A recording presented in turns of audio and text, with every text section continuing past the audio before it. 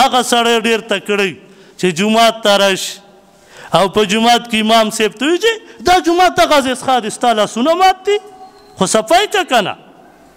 ته یې نشې صفا کولی چې ملا ته ګیله کې جی دا پکې لږ څخه دي لږ صفا کول غواړي ته هم صفا که که نه او واوره د جنت په باره کې د حورو خپل مهر دی موږ دلته مهر ورکوو زنانه ته د حورو مهر څه شی دی علی رضی اللہ تعالیٰ عنہ فرمائی کنز العمال کی روایت تے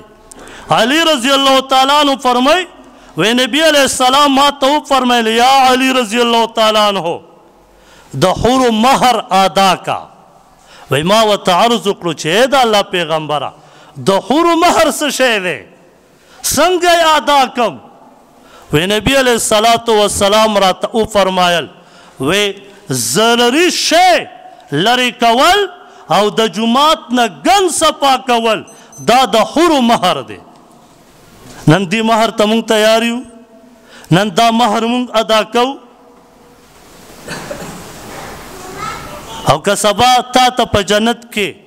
هسې بالفرض وویلی شو چې تا په دنیا کې د دې حورو مهر ادا کړی